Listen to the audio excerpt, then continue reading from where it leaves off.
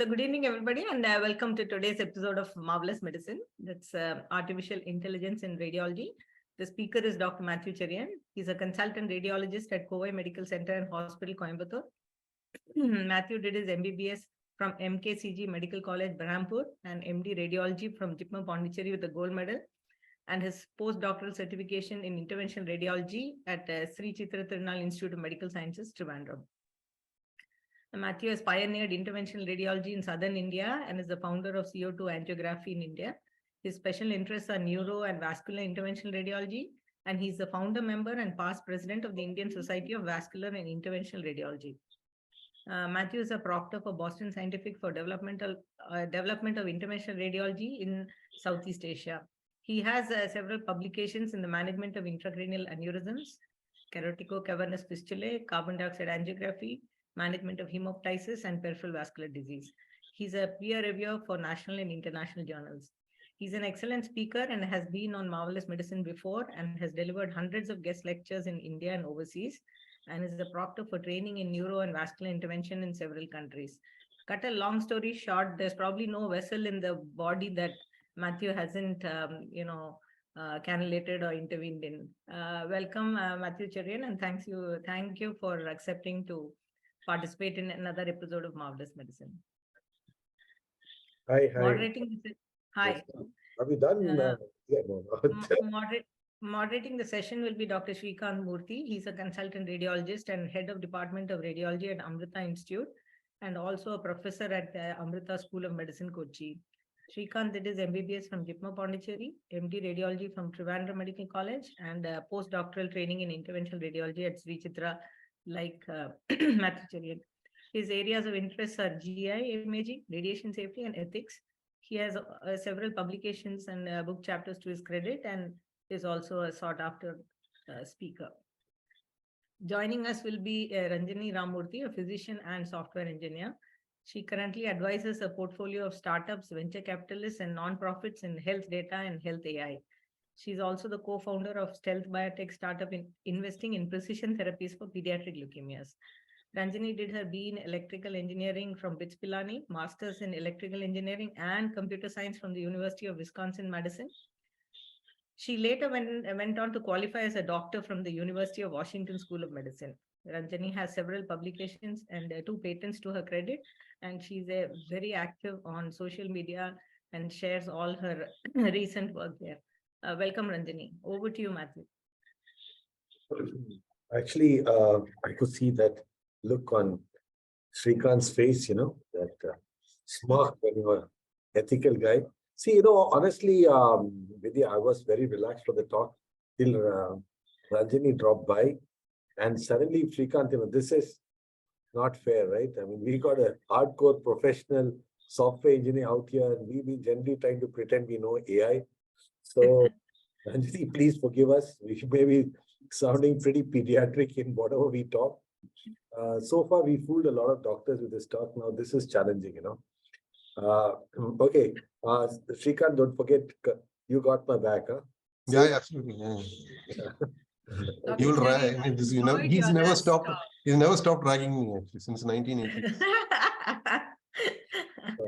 Dr. Cherian, your last talk on Marvelous Medicine was really wonderful. I listened to it yesterday, and so I'm the one who's going to be in kindergarten and learning from you today. I'm sure of that. So the talk is kind of a laid back talk, more for physicians, just to prepare them to get ready for AI, and that there is no escape. So keeping that in mind, we'll just start, okay? So this screen is coming here. So I'm sure you can see my screen, right? Perfect. My audio, video, everything's perfect. Yeah, that's because I've invested some money on the stuff because we are doing so much of it during COVID, right?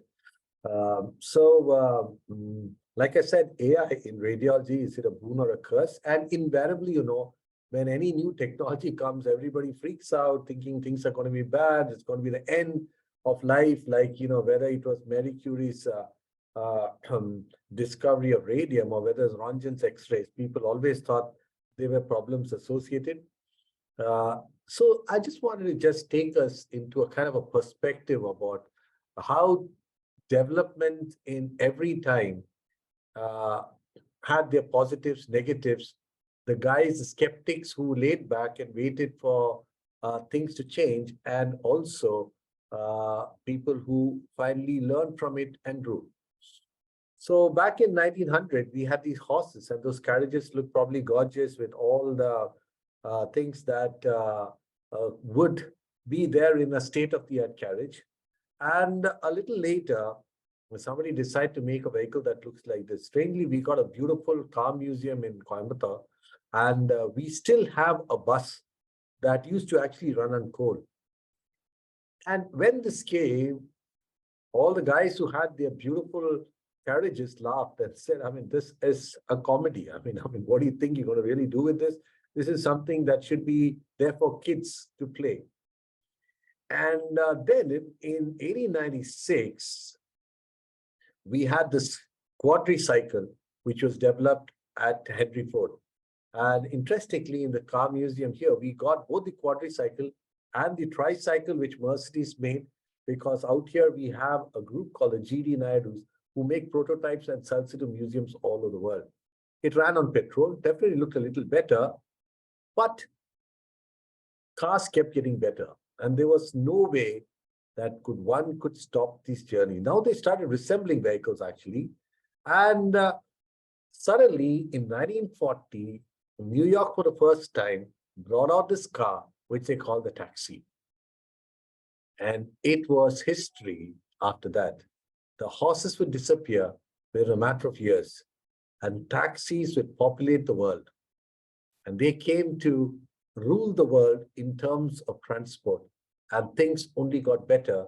And one day, horse carts would disappear from the world forever, except for something that is what we would call esoteric, like, you go for a tourist place and you see one of them to show historically this is how we travel. It was for entertainment, definitely not for traveling, very similar to bicycles. And when we were kids, bicycles we used to go to school. Today, bicycles are toys or for exercise, but as a means of transport, maybe in some parts of Europe, but most of others, it doesn't exist. But the thing is, these cars don't stop with that, right? It keeps on improving. And now we got these absolutely amazing cars with gears that are all running on intelligence, lights that are intelligent, that come on, that focus, that decide the intensity. And I started liking them, right? They all made life easier and easier and easier until we have this, the driverless cars. So the question is, am I excited about this or not? In a country like India, we would say, wow, this is fantastic, because one thing, this won't happen. Just today I was driving back from work and it took me exactly 1 hour and 25 minutes to cover a distance of 10 kilometers. And by the time I came home, I was, irritable. I was frustrated. This was so tiring, and all this would stop. And we would say, it'd be such a boon in a country like India. Not only that, we also know that these kind of things will stop, which is so common in India. People bashing each other every day. Somebody gets knocked up. And we know that all this can change. But what is the flip side of this? The flip side of this is this. Millions of commercial drivers will lose their jobs. You'll have these guys who have nothing to do. Taxis will finally go off the street. Transport will be a subscription. Depending on how much you subscribe your vehicle will change. They pick you up, they drop you, and they disappear. And they're available for you when you want it, and not just lying redundant, doing nothing at all. They can even generate revenue for you if you buy it and give it to these companies. So one end, these people are going to die. But on the other end, the Ubers and the Olas and the 5G providers will rake in millions. So finally, the truth is, it depends on which side you want to be in. You want to really move into this phase, or do you want to stay back? But what doesn't seem very connected to me will suddenly start knocking at your doorstep. And unless we are ready for it, we will all disappear. And that is the fact. Here in India, I do not know how many of you remember this, but when we were in school, The first watch we all got is when we went for our 12th exams, right? And it always was an HMT watch. I mean, it is a big thing. You got that watch. I'll tell you, you must look at the watch, make sure that you write your answers, spread it across and all that. It was always an HMT watch. Titan slowly sneaked in with their quartz watches. And HMT thought, no, the Indian people will not change. They will still love their quartz watches. 5 years later, HMT disappeared from the face of Earth. They had ceased to exist just because they felt that people will not adapt to this change. We remember the time we used to stand outside telephone booths, after 10 o'clock, 50% discount. They all disappeared. They ceased to exist. It was the taxis that replaced the horses. Next, the taxis will be replaced by self-driven cars. And soon it will be the workers. Architects will have no job. My son, who's a data analytic engineer, I was telling him, hey, with AI coming in, you know that you won't be doing this because the software is going to do all the stuff that you have been doing. We won't need people to make music and art. And so you're going to find them all over the place. So it decides which side are you going to be. You're going to be the creator. You'll be the one whose inputs are going to be taken. Or are you going to be the user? Or are you going to be the loser? I think it all boils down to where you stand and how you do it. I find it strange. Elon Musk himself at one time was so keen on AI finally says that it's going to be one of the biggest risks of civilization. And I too believe that. See, there was a time when I was in school or college where we could remember easily at least 100 phone numbers. It was not a difficult problem at all. Any friend's number, you knew it by heart. Today, other than my number, I don't even remember my wife's number. We have it all on the phone. I don't try to remember roads. I don't try to remember the shops or any of those signs that I needed to locate a place because Google Map does it for me. And so I find that so many of my skills will just disappear unless I'm careful. Very soon you'll notice that I don't have to remember anything. I don't have to remember statistics. I don't have to remember a lot of things because AI is going to do that for me. And this is dangerous. My creativity will go. Grammarly checks my grammar and my spellings for me. Someone is there that's going to write an essay for me. And at the end of the day, what happens to me if I'm not smart enough? A time will come when I can be pretty useless unless I wake up and understand that do I harness the power of AI or do I just allow this to control me? Am I going to be enslaved by it or do I think I can use it in some form? Well, I think basically whatever said and done, AI can be a challenge in a civilization, the history of civilization as a whole, and unless it's well controlled, unless there is a lot of restrictions on what happens with it, it truly could generate a lot of useless people who just become so dependent that sooner or later they can become pretty useless to society.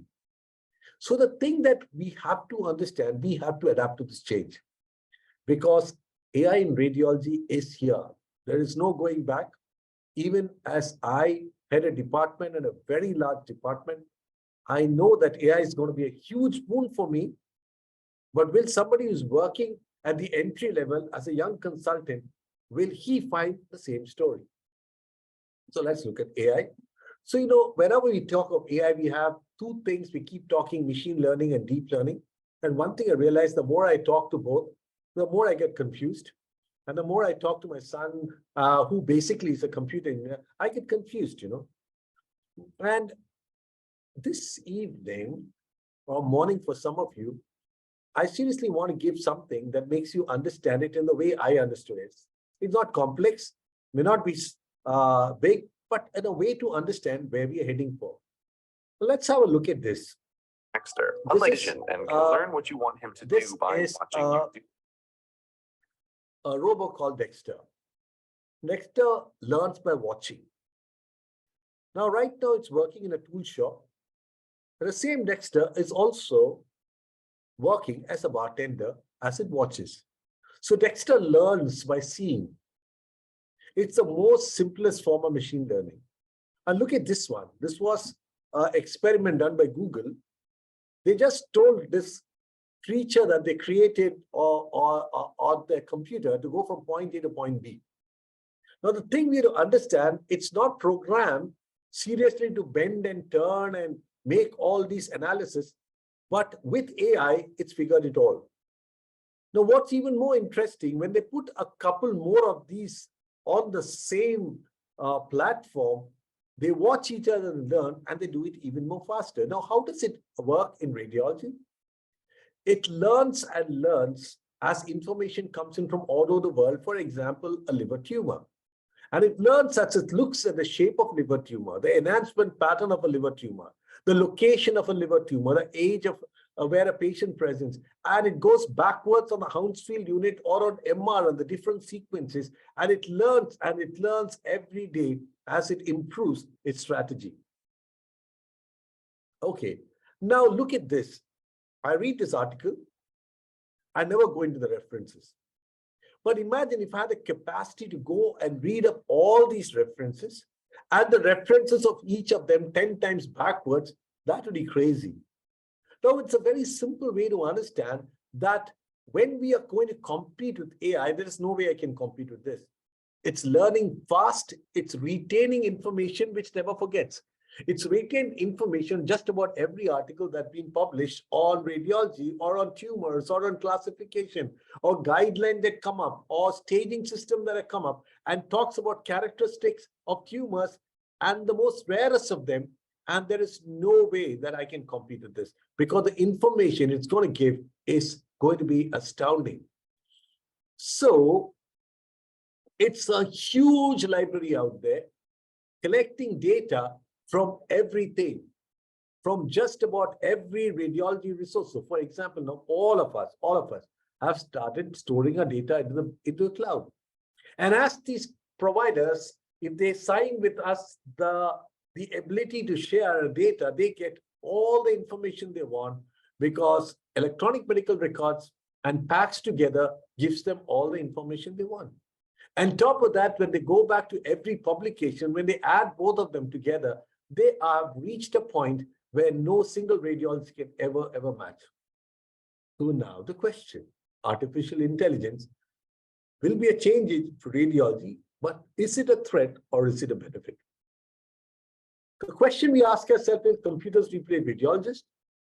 Will robo-radiologists soon analyze our x-rays? Will AI be a pitfall for radiology, or will it be man versus machine? It goes on.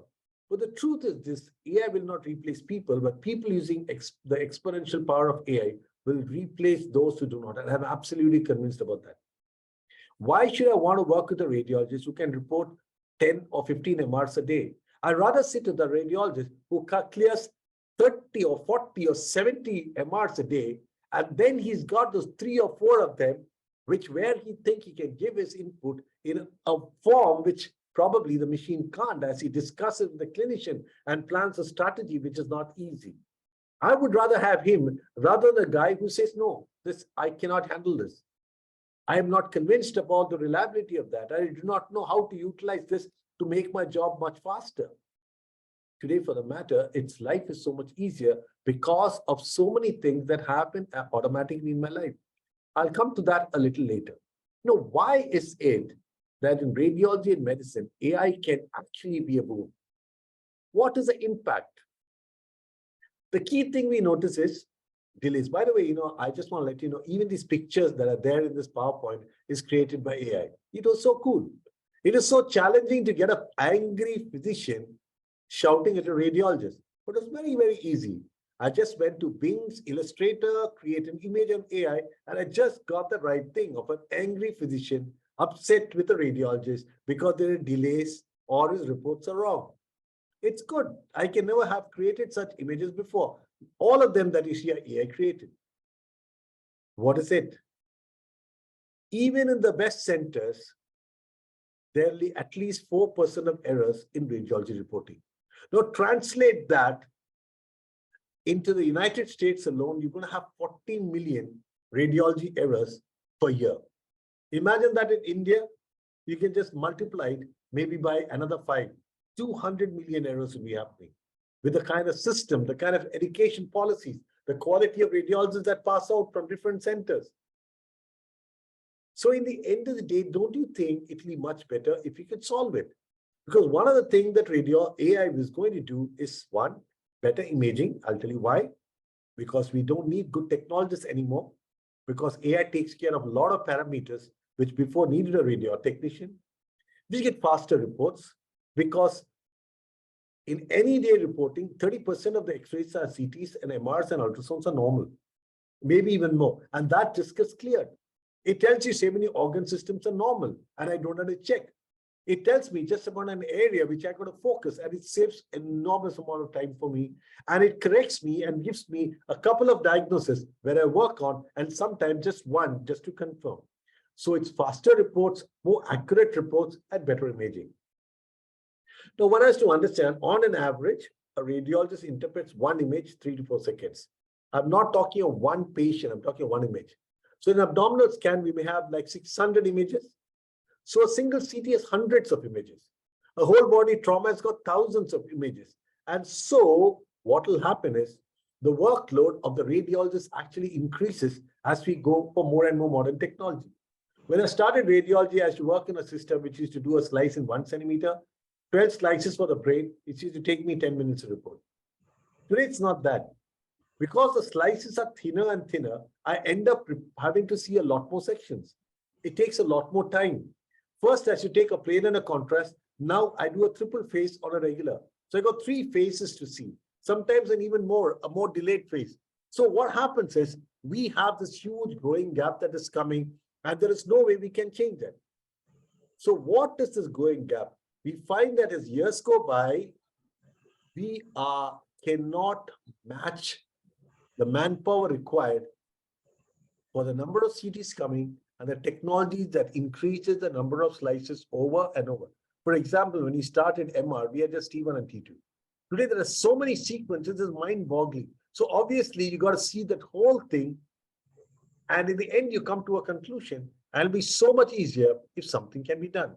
So the thing is, all around the world, we find that that we don't have enough manpower. So it's in many countries, the number of CT and MR exams explode, but the number of experts do not grow proportionately. As a result, the workload per radiologist increases dramatically. 100 studies per day and 12 plus hour working days are just not enough. And you ask in any hospital, they'll always tell you, I'm running short of radiologists because the workload is too much. There's another thing that AI does. It can analyze very large, all this is from Siemens AI. We are using a lot of it in our department. I recently was in Elangan. I was spending time with their AI division just to see where they were and what they were going through. And I'll also tell you how it made a huge difference, especially during COVID. Now, what it does is, one, it improves the workflow. Patient positioning is no longer a great channel. You just got to go and tell, I need a CT thorax. The table moves. It uses cameras. It positions the patient without a tech actually being there.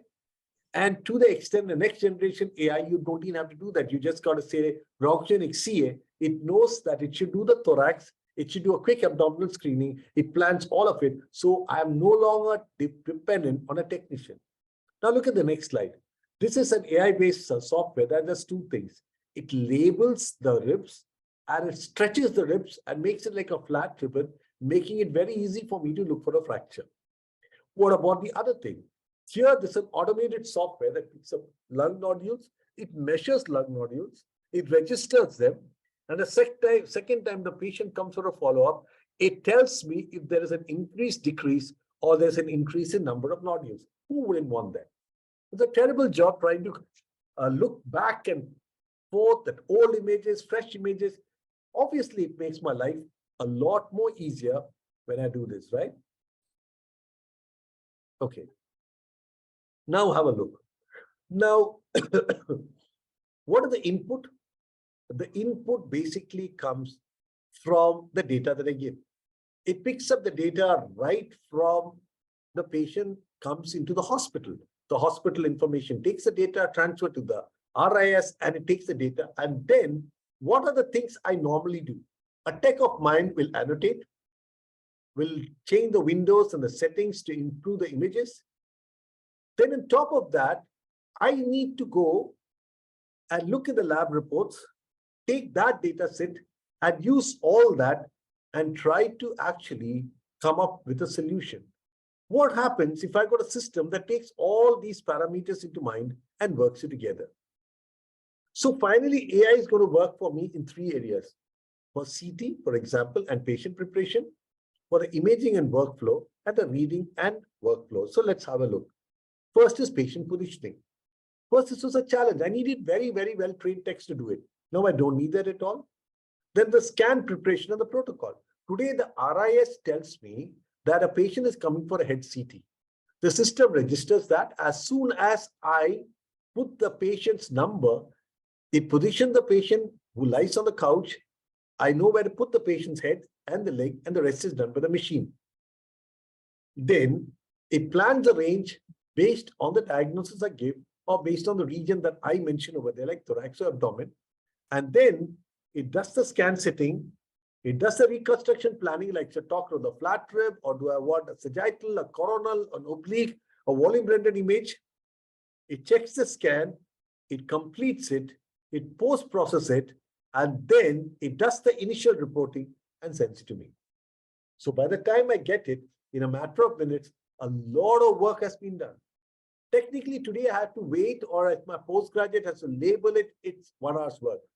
Today, imagine a system where within 10 minutes of the patient coming, the images partially worked out, partially diagnosed. It's a polite way of saying it's practically diagnosed with a few DD just for me to confirm. It's all ready, improving efficiency tremendously, So technically, manually annotating hundreds of imaging is a crazy thing.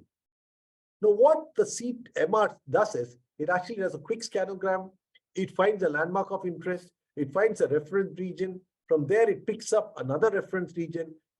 From here, it annotates. It tells me, it labels, it talks about which vertebra is involved, where it is, and all the annotations that are necessary. And it is so good today, actually, in cardiac imaging.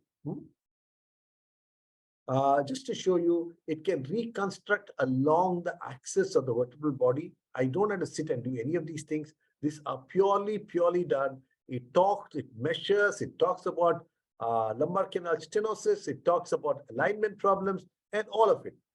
This is a beautiful thing. This was initially a work in progress, completely freely available now. Not freely, it's a paid app available in Siemens on their AI platform for the CT machines. And it is so good. It's called the rib unfolding software. Honestly, we just love this stuff because it makes life so easy. Look at coronary analysis. It used to be a huge thing. We needed somebody to sit and create this. Today, it lays out the coronary arteries. It labels the coronary arteries. It picks up the calcium. It calculates the calcium score. It marks out plaques which are necessary. And today, when we do for an aorta, it will actually measure and tell me the size of the neck, how to plan the aneurysm, the measurements that I need. It is such a huge saver. And look at the cardiac function. Not only does it also does actually things like mitral valve area. It talks about the ejection fraction. So many things. Now you just got to sit, look at all this, and draw a conclusion, and you can discuss with the clinician or pass that information on to him. Saves enormous amount of time for doing such things. Also in this, there's another big advantage. This allows you to do a 3D printing. Today, for the matter, sometimes when you work in aneurysms, where the abdominal, we get a 3D printed data. Also, we can take the same data and put it into a simulator. So we can actually do this procedure on a simulator using the patient's data, preparing me exactly how this would behave when I do the case next day. I would just love to do that in a very difficult or a complex anatomy, where I don't have to go there and start sweating. I know exactly what will work. It is going to save so much time for me, right? Look at this. There's again a software, AI-based, that's available. It looks at the abdominal fat and the mesenteric fat, and it tells you a cardiac risk assessment. It quantifies abdominal fat, the pericardial fat, takes fat volumes, picks up an histogram. Is something I can humanly, let's not do it. Because these are shapes which are not even regular. It's so challenging to make a measurement, calculate it. And remember, this is really good stuff. It's giving you a risk. It's telling you if you lost your fat with exercise or a change in your diet or whatever it is, and tells you how you improve. These are the function analysis which are automated and available on AI based on the CTV. To look at this, there's a plaque analysis. It clearly tells you the change of plaque. Is it a soft plaque? Is it a hard plaque? Is it a vulnerable plaque? I know things that we could never do it. And especially with the photon counting CT that's now with Siemens, these images are astoundingly good. It's something way beyond the imagination of anybody. Should I stop statin? Should I be on statin? Should I? The whole lot of worries that we have, it's all taken. Also in the brain, it has a huge function. On one side, you can easily see a patient that the brain is not being perfused. On the other side, it's perfused. It calculates just about every volume. Not only that, it guides me to tell, should I do a thrombectomy or should I not do, and guides me in that process. This is another software that actually allows you to spread the board, split the board, unfold it. I could just go on about how useful it is. I want to talk a little bit on the AI RAD companion chest CT. This is something we use extensively during COVID. So there are days which used to do 250 CT lungs for the COVID. We had to just about empty our whole hospital and a new medical college we were building. From 8 o'clock to 12 o'clock was the time for COVID. We didn't want to mix them with other patients. And all these reports will be ready in an hour's time because of the pneumonia analysis package. So what it would do, it's actually on the chest. We had one which was for nodules, but there was another one which actually was for the parenchyma, which would actually tell us how much of lungs is involved in percentages. And when I do a follow-up, it would actually tell whether it increased or not, which was close to impossible or humanly impossible for us to do with eyes. Look at this. This is what that measures the outer, tells you the kind of graft sizes you need, tells you the annulus diameter, tells you how to plan a surgery that you want.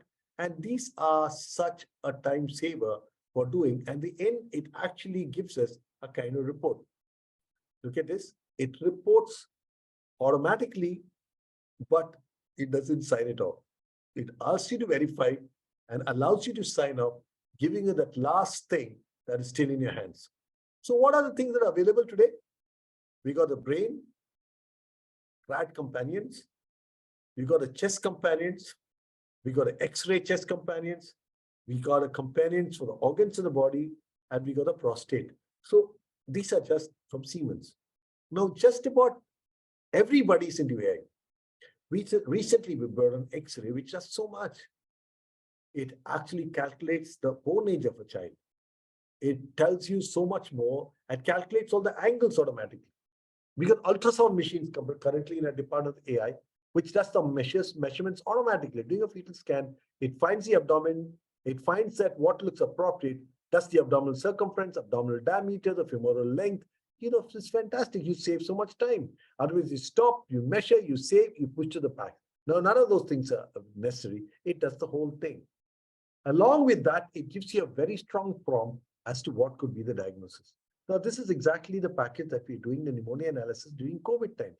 It marks it out, it labels it, it tells you a percentage, it follows up and tells you what happened. And all this would take approximately 2 minutes.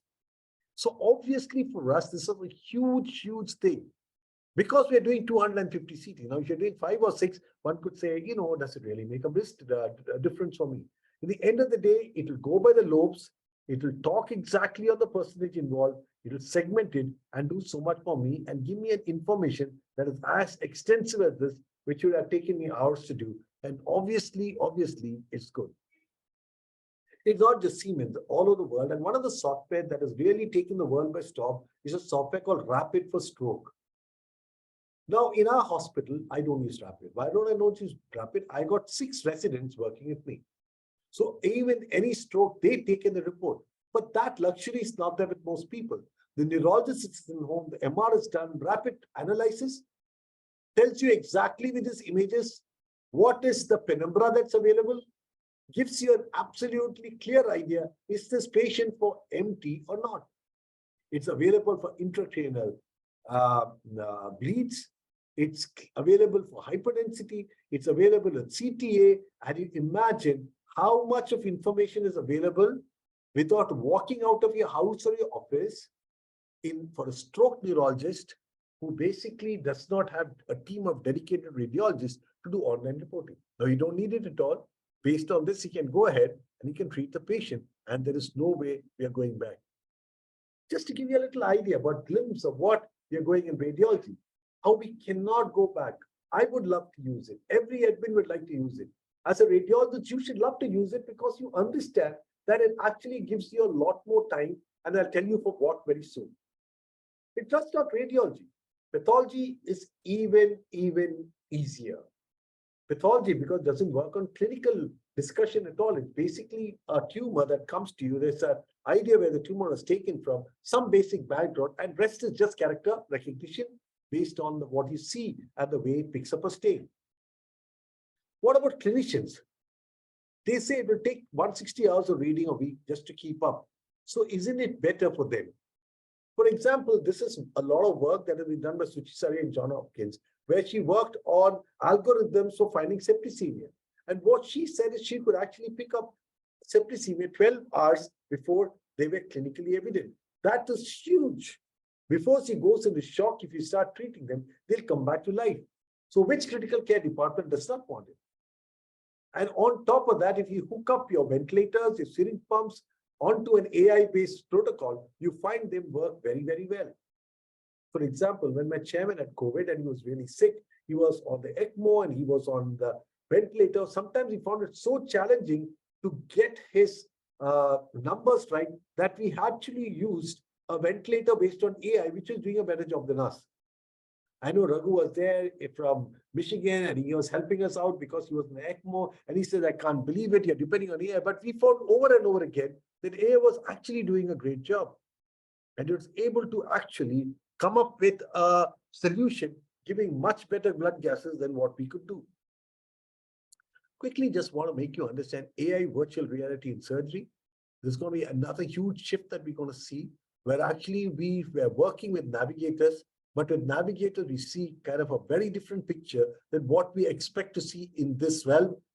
We're going to see nurses, which are going to be virtual and running on AI. So they will tell you the time, take your tablets, they wake you up, they talk to you. Now, I just want to quickly comment to the conclusion of the talk and says, so what are the changes a radiologist need to make?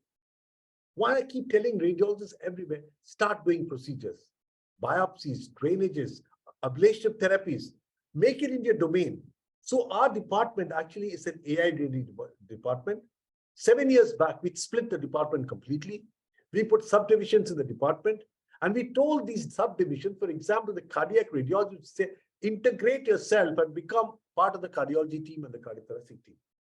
Start talking to them more, interacting with them more. And so now today, what happens is, though the reports are coming through with AI, they will still come to discuss and talk about planning a case, talking about how they should probably think about a type A dissection, which has gone all the way around. It's involving the arch today, and how do we plan? So we realize, or for example, I see the breast radiologists doing it enormously. They have a report of a CA, but the bottom line is they would like to come and see, can I do a breast sparing surgery? Can you put all those markers for me? Can you put the wire localizers for me? And how do we plan? How do we do this? It changes completely because now you become a part of the clinical team. You can no longer sit in radiology offices. So we're actually putting up a new wing where we're having a neurosciences center where you're putting the radiologists right there with the doctors. They have a CT, they have an MR, but they are discussing, their reporting rooms are along with the OPs. Trying to say you're part of this clinical team, all of you work together, you really don't need an HOD to report anymore. The HOD job is looking at the machines and ensuring that you work. So you need to subspecialize if you need to survive. Without subspecialty, you will be wiped out. And this is something we know for certain. And that's one reason that we subspecialize completely. See, there's another beautiful thing, the human expertise. The radiologists bring the experience and expertise to the interpretation of imaging studies. They can integrate patient history, physical exam, laboratory results, imaging findings, and make an accurate diagnosis and formulate a treatment plan. AI can assist a radiologist in this process, but cannot replace judgment. The classic example is my chairman. He was 80 years old when he had COVID. After some time, he did a ventilator. 1 month on the ventilator, he needed an ECMO. If you use AI, you'll say, no, don't do it. He's 80 years old. There's not a single person at 80 who survived the ECMO. But we had a total, he was the chairman of the hospital, intellectually totally normal. There were huge responsibilities he had. Money was not a problem at all. So we said, let's go and hook him onto the ECMO. And honestly, because we had Raghu working with us from Michigan morning and evening, he survived. He's totally normal today. Now, that is a component that AI can never do. AI cannot think into the many, many other factors that you need. And that is why you will finally find that radiologists are not going to get redundant, but a radiologist who doesn't utilize AI will be redundant because he's slow, he's not effective, and he does not have time to spend and discuss a case for 1 hour with the clinician wants. When you do 30 MR reporting a day, there is only going to be 2 or 3 that needs discussion. And that needs extensive discussion. And if you're not available for that, you say, look, I don't want you at all. And that is the shift that is going to take place. You have to move out. See, long back, radiologists sat in dark rooms. They moved out into beautifully lit rooms when computerization came and everything, nothing was again on films. And today the shift will come from these rooms, which they sat with their monitors. They become a part of the clinical team in every way. They go for rounds, they see the patient, they have their imaging data in their pads in their hand, right there, along with the clinical team. They say, hey, I can let you know that, we can do something different in this case. It's going to change the way we treat, the paradigm of shifting, but you cannot ever be called a part of a radiology department anymore, but you will be a radiologist who's part of the clinical team. And this is the shift that will take. They can integrate patient history, physical exam, and accurately format something. So one thing we need to understand, radiologists are trained to think critically and to prioritize findings based on the clinical scenario. They also consider factors that AI cannot, such as patient preferences, the impact of diagnosis on the patient's quality of life. What is the impact on the family, on the business? How does it work? A radiologist can also provide guidance to the referring physician on the best course of action based on the imaging finding. You understand, they become an integral part to produce custom-made therapies, which so far were not possible. Because now you've got a lot more time where every patient is treated as an individual and not just based on a standard algorithm. Also, while AI can assist with quality control, it's important to have a human oversight. Otherwise, you may end up at one morning getting errors because of some error over there. Radiologists are responsible for communicating the imaging findings to reference physicians in a clear and concise manner, and also to plan treatment, right? So basically, what am I saying? You have to become a clinical radiologist. You have to integrate into the system. It's no longer the group that sat separately and say, I have no time to discuss with you, just read my report. It's saying, I know the report is there for you, but we got to meet up and talk this over because I don't think everything is possible on a report. So this huge shift that AI is going to do, it's going to make a radiologist a lot more effective, a lot more clinically oriented, and a lot more specialized. And that's why I write it's better to break up than to let the relationship break you down. I'm talking about it's better to break up your department rather than saying, we got to be together, because that is going to destroy your colleagues who are junior to you. The most beautiful discovery true friends make is that they can grow separately without growing apart. We have to understand that. As an HOD, if I don't understand that, I'll destroy my team.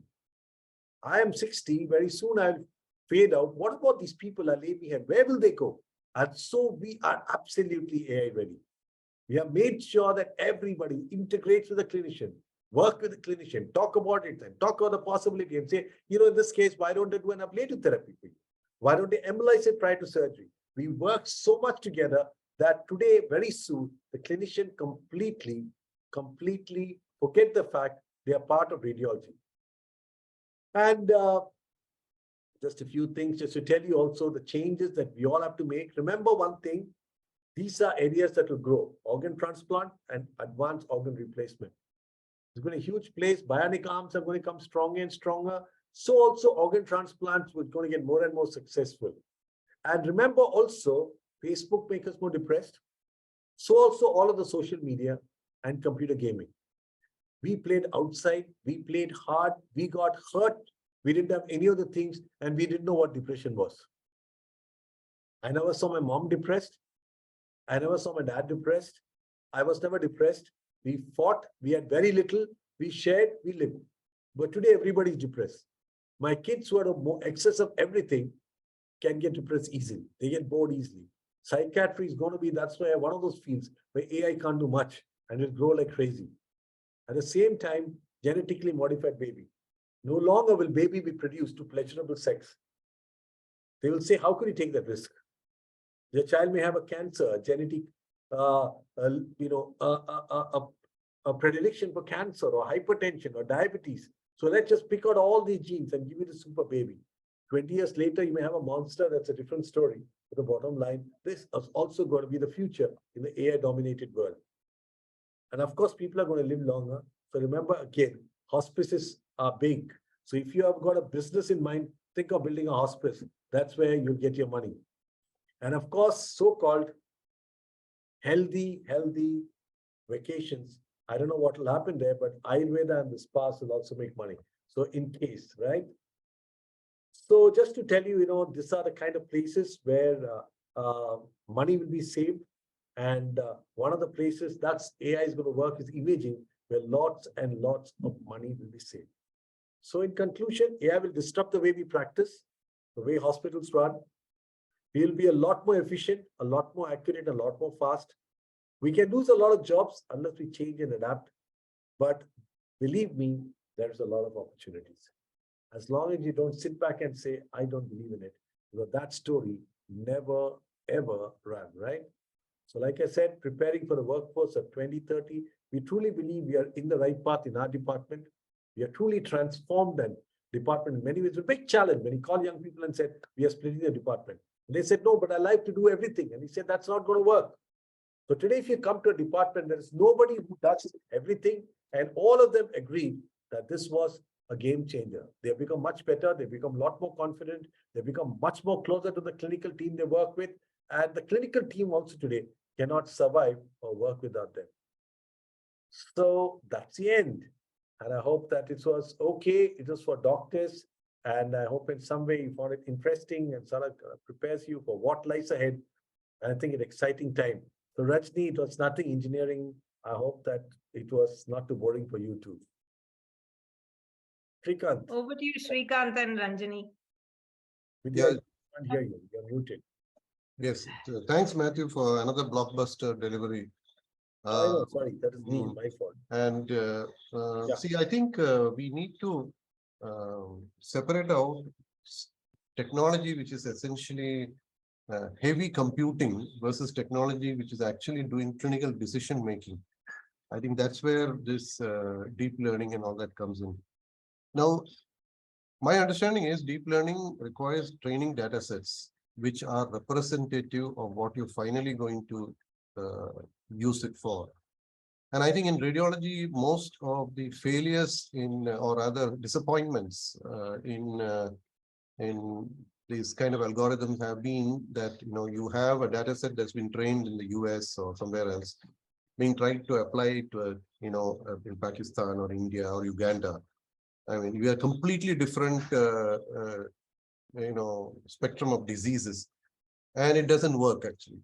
So I think one of the reasons why I think we all need to know how, at least in basic terms, how the AI is developed, algorithm developed, is that we should be able to actually ask the right questions when we get something being sold to us, either by a vendor or by the hospital management. And because I think it's important for us, it is important for patients also. And I totally agree with you that whatever makes sense and works will tremendously improve our efficiency and ability to work on a daily basis. But I think, Matthew, one controversial thing I want to bring up is there is very little regulation in India. You'll agree with me.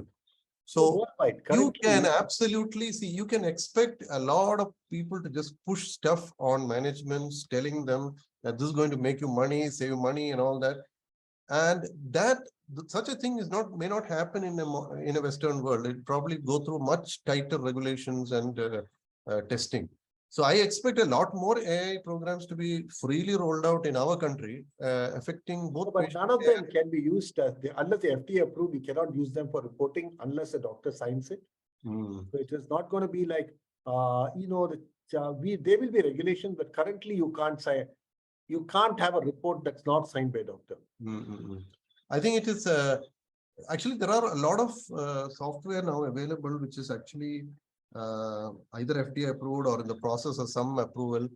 And some vendors are actually giving you a plugin, you just buy their system and they plug in a lot of AI algorithms to, you can access these AI algorithms through their, plugin. And like, for example, you may have a cafeteria choice of 4 or 5 algorithms to use in the chest itself. And you can do whatever you want, try it out. I think Mahajan is having that. And I recently, I recently met somebody else who was trying to push this. So I think I am really worried about things being bombarded on us without proper regulation. I think a lot of people are going to take decisions, may not. Bangalore has got the largest number of startups on AI, and there are a lot of it coming, and they're all pretty reliable. That's what is very, very impressive. Can I ask you a follow-up question, Dr. Cherian? You've given some really neat examples on how AI has assisted and augmented your work.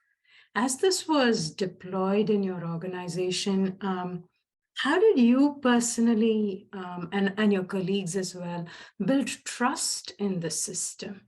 Yes, so let's start with, because that becomes this question with using AI in medicine and other domains. How do physicians such as yourself build trust in the system? Yes, so the first thing, we are not using AI for diagnosis, but AI to assist our work. For example, pneumonia analysis does not give us a diagnosis. It finally tells us, okay, in 25 segments, the percentage of involvement per segment is so much. So this is helping my work, but it's not telling me, now this is COVID. What it's telling me is you got consolidation in so much percentage of the lungs, ground glassing is seen in so much, nodules are seen in so much. So it actually is no way is it challenging my work, and we love it because it helps our work so much. Or for example, it's so good for me that right now I'll have everything annotated, labeled, and ready to report as soon as the case is over. So we are really not looking and saying, oh, for example, in breast, we have got a CAD-based AI basing there, but they just look at it and say, oh, did it really agree with my report? So we don't have a place where it says that this is a glioma brain and WHO classification is this, and just go ahead. So we are really not working in that realm. So we don't really find it competitive, but very, very augmentative to the work that we do. So I've still not got something that is giving me a diagnosis per se. Yeah, so I guess it's augmenting your work, but even for that augmentation, when you first started using it, did you feel like you could trust that augmentation? That I had a challenge. So we put at, we repair an aortic aneurysm by using stent grafts. And so till a couple of years back, I used to do the measurements myself. And even after we had this automated system of making measurements, I didn't trust it. Then finally, I started trusting it because I realized I was wasting my time because this was doing it accurately and was always as good as mine. So I think there is a little time, like anything, is like a marriage, I guess. And very soon you realize that your partner probably is more reliable than you think, or like teaching a wife driving. I mean, I always, that issue that you feel that she's going to hit the car all the time. Not that it's a feminist report, but when very soon you realize, oh, she does a very good job too. So I think it's something like that. There is this little bit of a pain, and then soon you realize it is reliable and very, very repeatedly reliable. So there is a phase, I think, we all go through, and then we suddenly realize, hey, I'm wasting my time. See, the other thing I wanted to just raise is actually, I had read an article recently in academic radiology regarding the use of AI potentially in medical education. I mean, for example, we have about 30 postgraduates in various stages of training in our department. I honestly have no idea what each one is doing, especially during working hours, whether they are, what is this? Forget about after 5 p.m. It's good. You don't know, So the thing is that you don't know what stage of training, which individually, whether they have any lacunae or what is, accepting perhaps a 6-monthly assessment. So imagine a system that can track things like reporting errors, reporting delays, the number of times a report is getting modified, and actually identify areas of radiology where a particular person is weak. And then imagine being able to present that person with, stock cases in that particular area as a kind of challenge to teach them and even assess them later on. And, you can have a whole department-wide system that tracks PGs. I don't know if you've seen the AI-based simulators for ultrasound. It's Mhm. astounding. I mean, for example, if you take that for fetal ultrasound, it's impossible to train somebody showing every fetal anomaly. Now, they actually create everything for you in ultrasound. You just keep on asking, and it creates the same phantom, the same probe, but the picture inside changes as you do. And it's phenomenal. I mean, I think AI there, you really don't need patience anymore. You can actually simulate every kind of disease and show it to you. So it becomes very, very easy. Or even for that matter, Matthew, department administration. I think there's so much of data being generated in terms of who is on leave or who is publishing, and for something like a major inspection. Anyway, are you having a problem? There is a free app called Day Off. Day Off, is it? Yeah, it's called Day Off. It's a phenomenal app. Everybody logs into it. Any point you look at, they apply leave, you sanction them, and you also see every morning who all is on leave. It is just astounding. I'm just going to, sorry, I'm digressing, but it is such an amazing stuff. Yeah. Can you see that on my phone? Sorry. Yeah. Can you see that one that's got something like a umbrella-like looking? Yeah, I saw that. Yeah. And I just want to show you how good this is. If I go to the calendar and look, for example, and I can see that this doctor is on leave tomorrow, Oh, right, I understood. I got the point. Yeah, so I think the problem is I'm working on something that is blurring my background. So I just got to take that off, that's all. Yeah, can you see this now? Yeah, I can see that. Yeah, I can see so that. It is so good, you can't imagine. And it's a free app. See that? On so-and-so date, I know who all are on leave. They apply, you sanction. Since you said that, yeah, this Day Off is a cool stuff. Before that, I never knew who's on leave, who's applying. And everybody can see. Yeah. Sorry, that's got nothing to do with AI in radiology. No, I appreciate it. Never too late or to learn app something. on the phone, both on Absolutely. Yeah, that's right. I think so. Just want to wrap up actually, because I think I appreciate Dr. Rajani's point regarding trust actually, because one thing in medicine is that if you ask a postgraduate a question and they answer, you ask the next question. Now, how did you get that answer? I mean, they need to explain. So AI, not all AI is explainable. They don't explain it. I mean, you just get the answer and you have to trust it. So that issue is there, I think, in a general form in medical AI.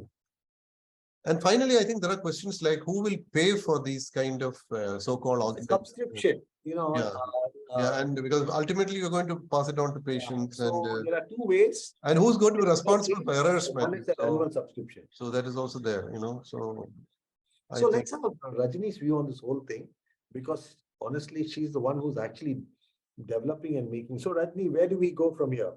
Are you going to kill us or? Yeah, you're a smart one. You had a different kind. Okay.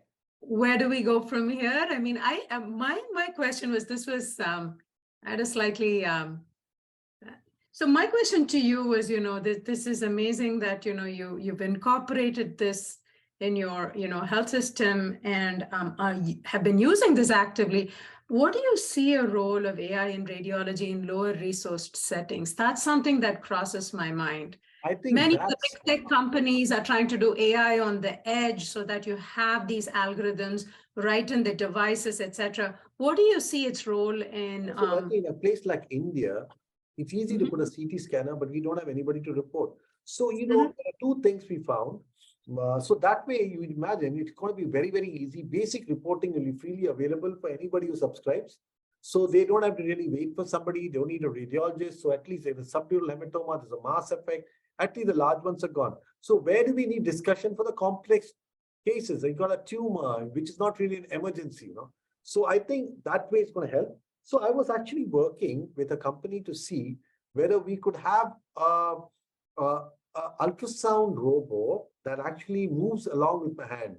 That means I sit over here, I have a pad, I have a probe, and as I move the probe, I get a probe to move on the other side.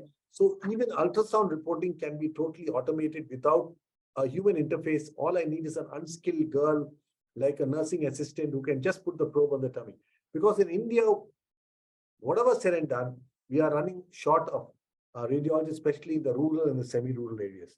And if you can overcome that, it's going to be very, very helpful. I mean, whatever people complain or crib, I think it's going to be a great tool.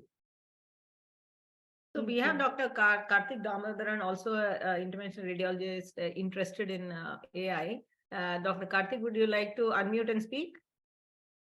And show us a face also, Karthik.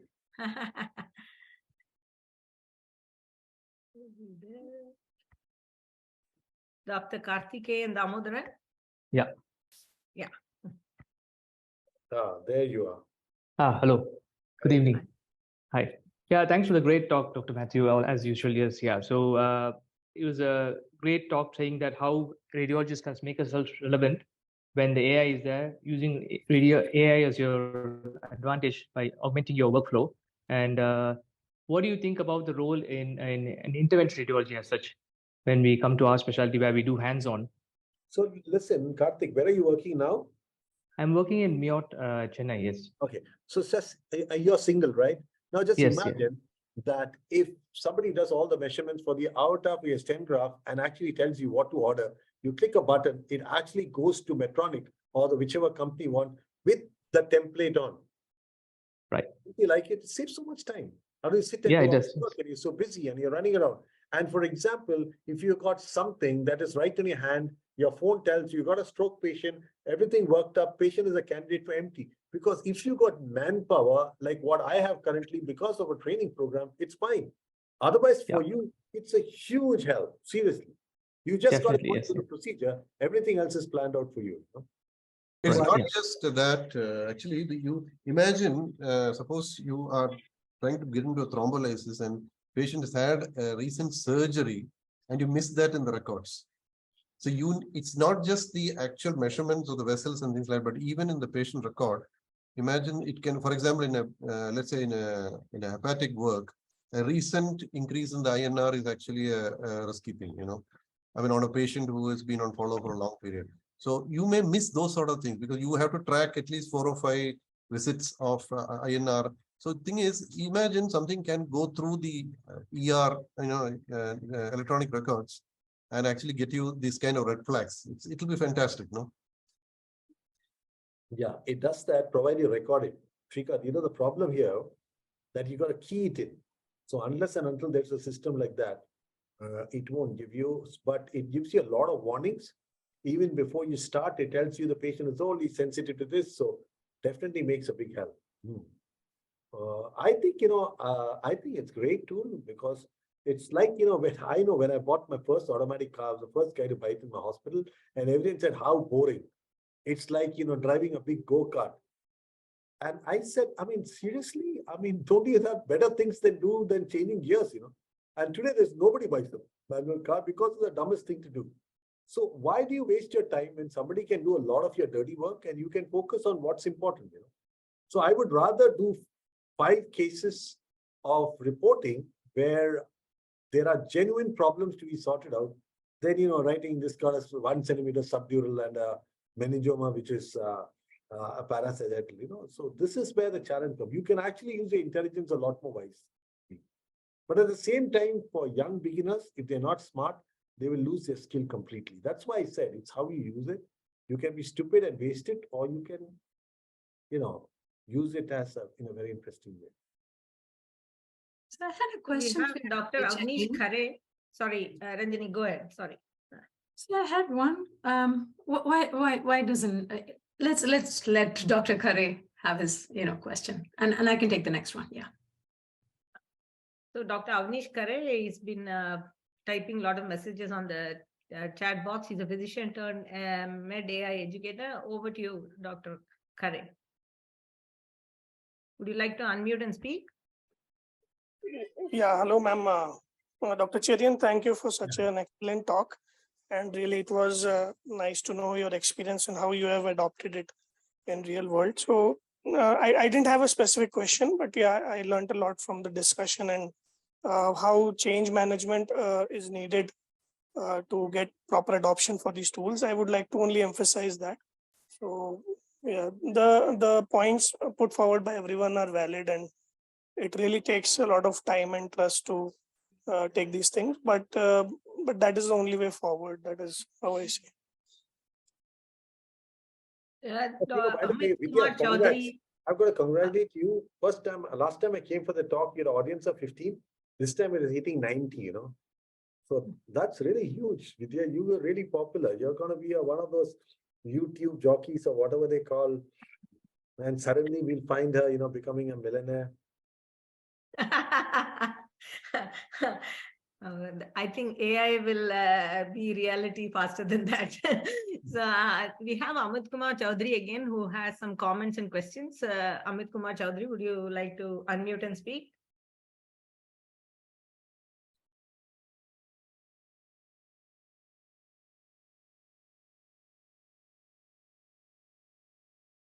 Okay, Ranjini, you go ahead. It looks like he's not ready. Yeah, Ranjini, it's your time. Ranjini, you have to talk. You have been only Hello, am I audible? Hello. Yeah. Okay, Amit is here. Just a minute, please. Amit is here. Yes, Amit. Yes. So really great presentation and some great applications of AI on the radiology front. So I wanted to ask how a radiologist can be actively involved in such AI projects, something like implementing, Monai, which is an open source AI project, which can be used for training. We can't hear you. If you got the gist of his question, please go ahead with the answer.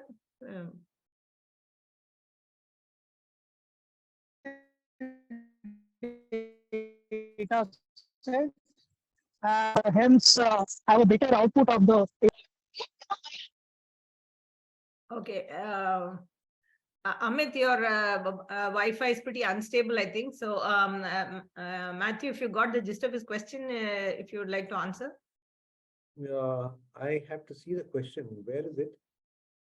I can't get. Is there a question? He said, any thoughts on open source AI like MONAI, NNUNet, which perhaps can be implemented on site at institutes with resources or interests? Basically, there is most of the AI is open source right now, actually. And a lot of startups give it, but it's dangerous because they are taking your data to learn, So that's why we are very, very careful to enter any of these. So because of that, but otherwise there's lots of it. So I think right now there are a lot of young people, like I said, especially in Bangalore, that has working on open source AI. We have Dr. Bharti Dalla, very senior radiologist. Dr. Bharti, you have any comments? Just to say that thank you, Dr. Cherian. That was a fantastic talk.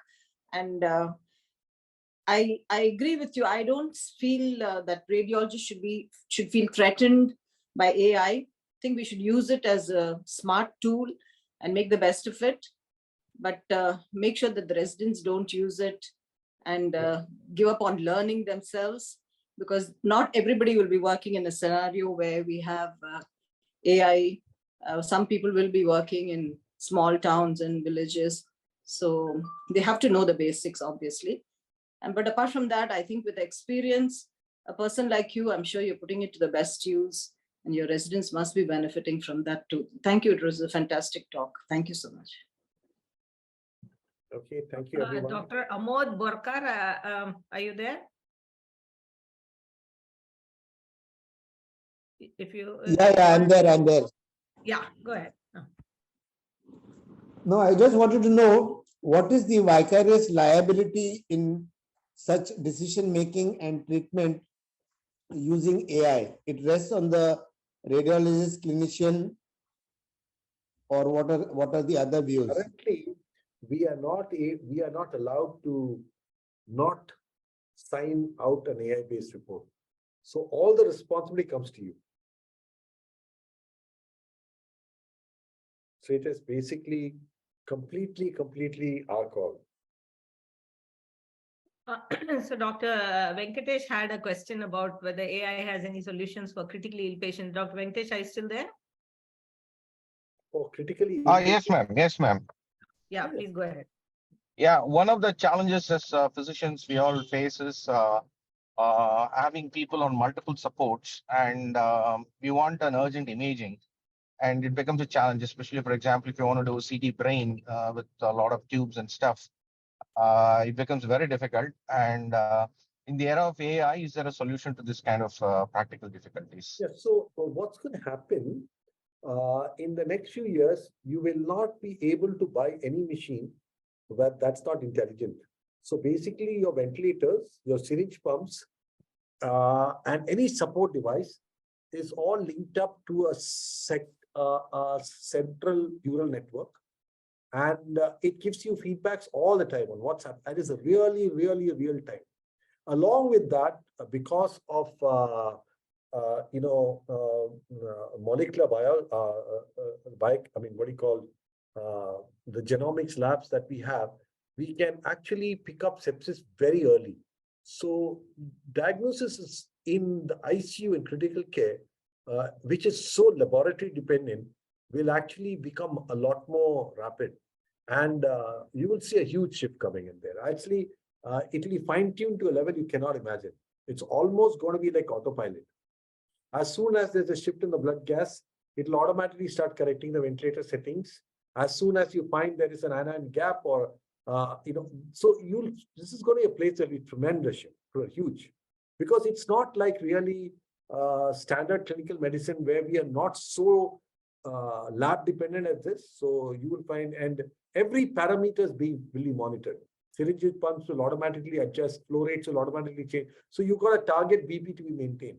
So it will work in every way. For example, I got a subrectal hemorrhage patient in spasm. I say I want a map of 120 to be maintained. The system will start working in a way to make sure that is met. So I honestly think it will be one space where it will work a lot. That's why critical care people also have to learn a lot about procedures, because I think that's one area that AI can't do. You got to put the lines, you got to do the bronchoscopies and all that. It will direct you, it will suggest, but you'll have to do it. We have Dr. Vidya, who's an intensivist.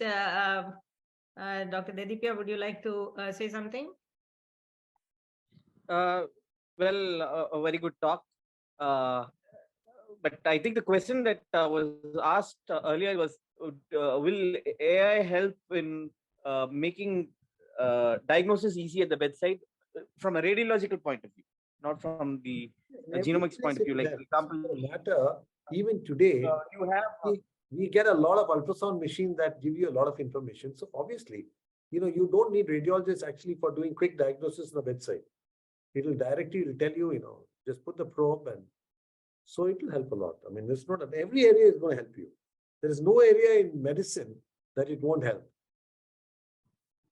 But I'm worried actually about people like pathologists, because for them it's a total different story, because the system will actually give you a diagnosis.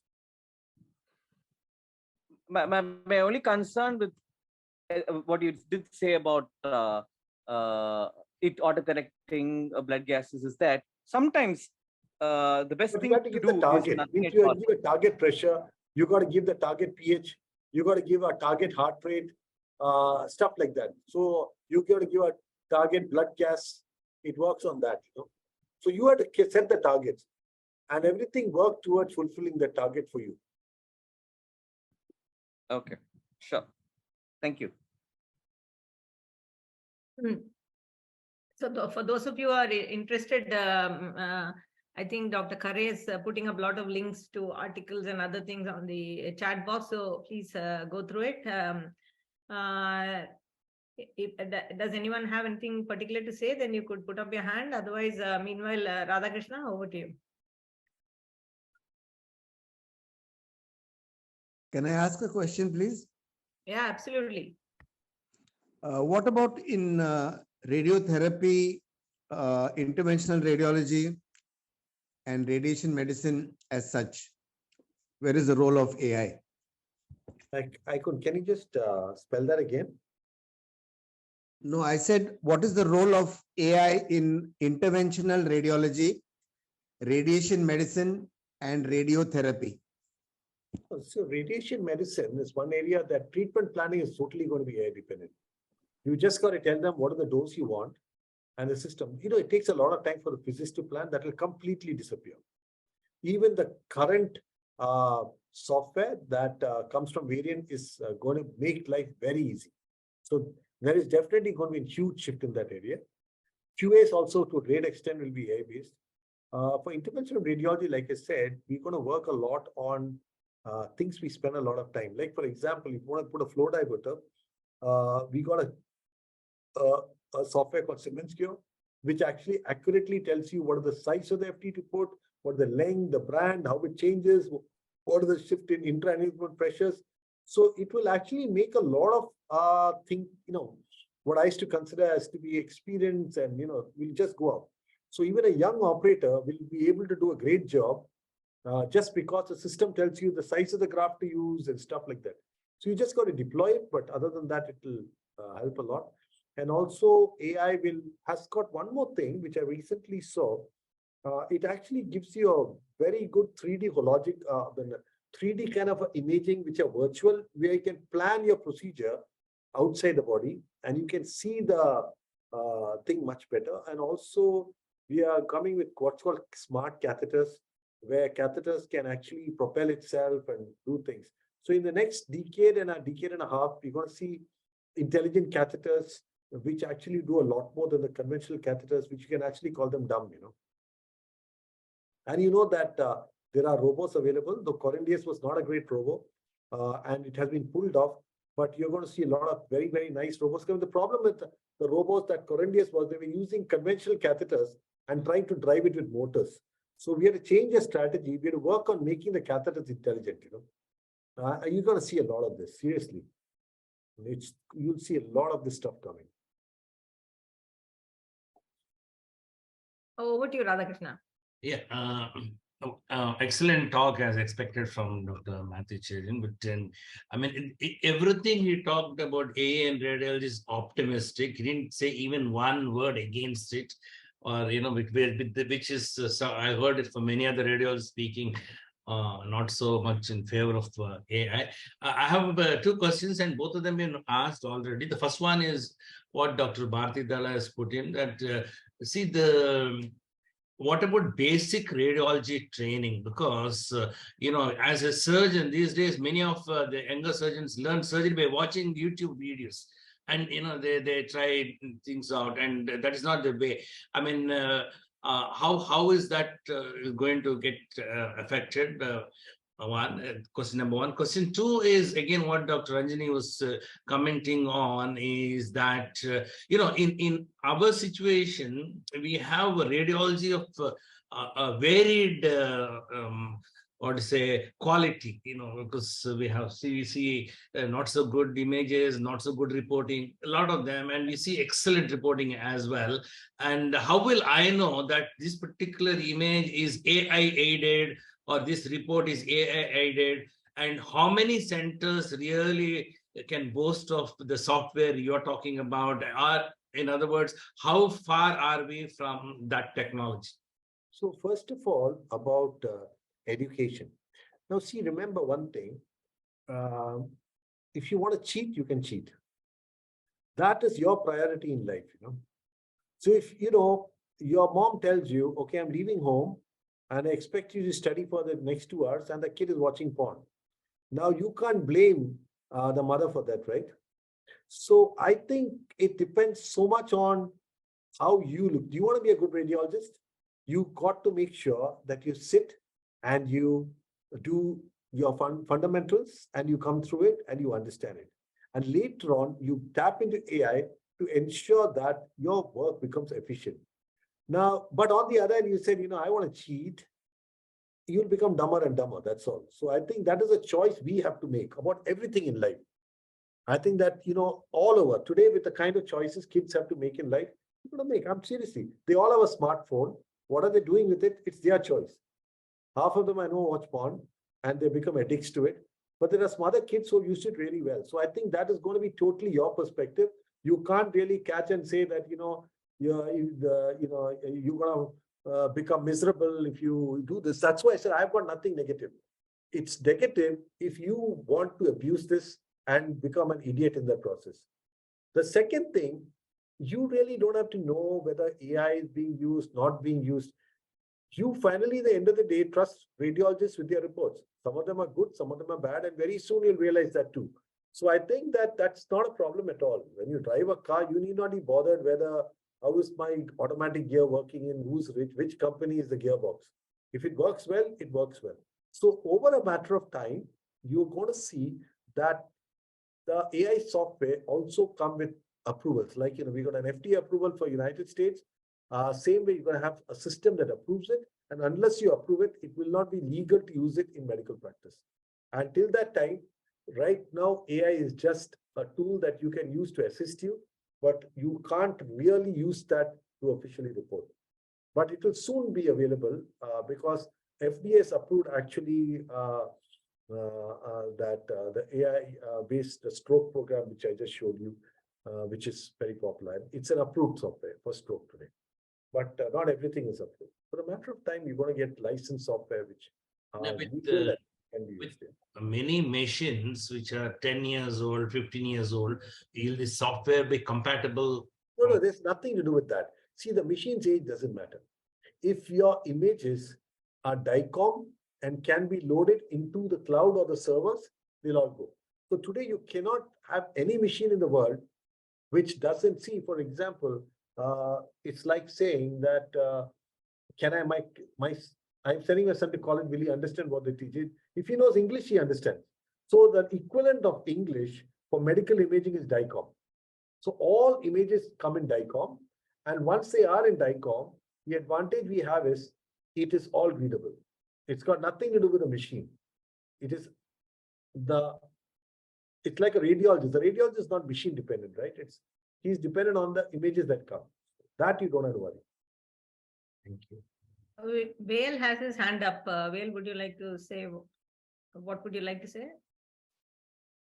Both Dr. Patta and Dr. Shrikant. Well, be louder. Okay. So it's about blending what clinicians are learning with what the model is learning. I think that's what Dr. Patta and Dr. Shrikant were talking about. What are you saying? Actually, we just can't hear you at all. You need to speak louder, closer to the mic, please. Okay. Get closer to your mic. Okay. Can you hear me now?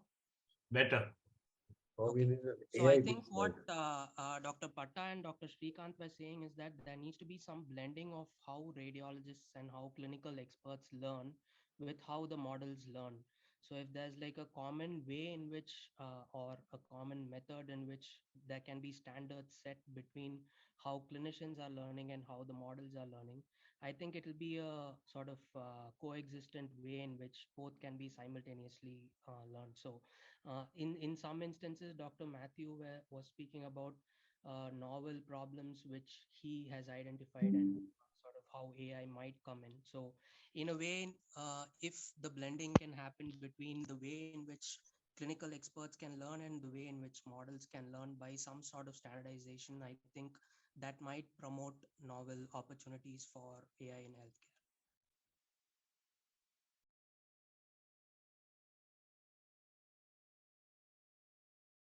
Kind of barely hear what you said. I hope the panelists heard it. Did any of you hear his question well, Shrikant? No, he didn't actually ask a question. I think he was just giving a hopeful comment on kind of, we need to be a little hybrid in this whole thing, actually. That means there has to be some kind of give and take and learning from both the algorithm and the people using it. And Because I think this is basically the crux of the problem. Like I raised this a few minutes back. I think somebody was telling me recently, a person who was working on AI, that it's very difficult to read chest X-rays done in South Asia using AI algorithms. And he says chest X-rays in South Asia have smoke in them. They were saying. Actually, it refers to the quality of these X-rays, you know. So I think even what Dr. Radhakrishnan was suggesting is probably true. You know, if you don't have good quality or some issues with quality, then I suppose a data set trained with very good quality images will fail. So I think it is not as straightforward as we think. I think the day when so we people who are very good at you know, reporting on smoked images, we are probably safe from AI for quite some time, I think. Yeah, the thing is, this worry is this: I am safe from AI. You know, I don't look at it that way at all. Seriously, I just say you're not safe from AI. You guys will get washed off and start planning today. You know, this suddenly find that you're washed off. So that's why I said 7 years back we split the department. And so today we have absolutely no fears. We are very, very certain that AI will make them only empower them, make them more efficient, because they spend hours every day working with their clinical colleagues and working very closely with them. But the challenge I see with a lot of HODs are they're terrified of breaking the department. They feel, you know, where do I stand? I lose my identity. And once you get into that loop, you mess it up. So it's true. You have to understand your job is to procure the right equipment, make sure your PACSs run well, your systems run well, and you make sure. See, I always tell that the best administrator is the one who takes all the hurdles so that the horses can run. But if we don't understand that and keep putting more hurdles, the horses don't run. And so you have to come to this reality. AI is here to stay. It's going to take away your practice unless you're AI ready. And being AI ready is going to make your life much better. The quality will really improve. And because the numbers of cases are increasing. Every year, the number of cases increase. If not number of cases, the number of slices increase. You know? Correct. Absolutely true. We started off with, you know the one in Sri Chitra, 12 slices. I can imagine. Yeah, that's right. Yeah. And today, you know, it's 1,200, yeah. Slices in every direction. It's axial, in sagittal, in obliques. I mean, you work through the whole thing, right? So you don't have the time for that. You can do a much better job when you say, okay, the liver has got a problem, fix it, and the rest of it is normal. It saves so much time for me. Yeah, that's true. Even something that will tell you there are renal stones, you know. Yeah. Maybe, yeah, correct. Why waste your time, you know? Isn't it? Okay, Vidya, do you think we can close because it's yeah? So Ranjini had some last things you have typed. Would you like to just ask it, Ranjini? Yeah, Ranjini, not ask. No, Ranjini will tell something, you know. Dr. Cherian, I guess this is a good closing question, which is, what are some of the breakthroughs that you would like to see in AI and radiology in the next 3 to 5 years? If you had a magic wand, and what is it that you'd like to see? Okay, Ranjini, let me say, if you could give me a job, this is the job I would like to do right now. I would like to work up in a startup or any company who's willing to build smart catheters. Because I think that this is the era of dumb catheters are over. We need somebody to think. See, let me tell you what I would like to be working with. See, when we do a CT scan, we actually map the whole body into pixels. I take every voxel, I convert it into pixels. So I've got every millimeter of the body into a map. Now, if I just triangulate it, I put 3 fixed devices that can actually give me my location, then I can technically direct the coordinates for any part of the human body. Imagine that's right? Now, I also know another thing, that I really don't need knives anymore to cut. I can destroy tumor to energy. So it's very simple for me that I have the coordinates. I can send a needle anywhere to the body and annihilate the tissue, you know. I can put 1, 2, 3 10 needles because now I've got the body mapped up. I've got it. So that's one area which I think with AI, I would love to work with. Nobody's giving me a job in that area. The second part is to get a smart catheters. Now, I feel the biggest problem is we are trying to put devices and use these dumb catheters. We have to have little micro fins and devices that can allow me to actually make my catheter move, reach an aneurysm, coil it, or do whatever it is. And so with AI and this technology at hand, I think we'll have fun. We don't have to open any human body. People can just have a tumor. See, for example, breast cancer today, we can have a 1.5 centimeter lesion. We take a cryopore, burn it, the patient goes back home 2 hours later. And that is the basic aim. That is basically the dream that we have. The future is not going to be cutting. It's all about, if I can send a rover to Mars, I can send a needle to any part of the body, annihilate it completely, and that is the future. And that is working with AI. And if you ask me, that is what I like to see in the next decade, Thank you. Okay, you got a job, just let me know. I would love to move out completely from this, and see what I can do. Thank you, Matthew. Thank you. And a great good ending for you, Vidya. So we are exactly on time. We started on time and we are done. So thank you, Matthew, for that, thought-provoking thing, though you almost sounded like a messiah for AI. But I'm sure your point is well taken that if we don't, if we don't get on the bandwagon now, we are going to be left behind, irrespective of which branch of medicine or even non-medical branch, wherever you are, you're going to be. And if you're not ready to start using AI, you're going to be left behind. Your point is well taken. Thank you, Shrikant, for being the what should I say? Just bringing up the other realities so that we all don't get carried away. And thank you, Ranjani, for asking all those penetrating questions that I suppose your AI background helps you to. Thank you, everyone who logged in. Like Matthew said, I think we had a lot of people who logged in today. We'll meet again next week with another episode of Marvelous Medicine. Till then, take care and stay safe. Good night.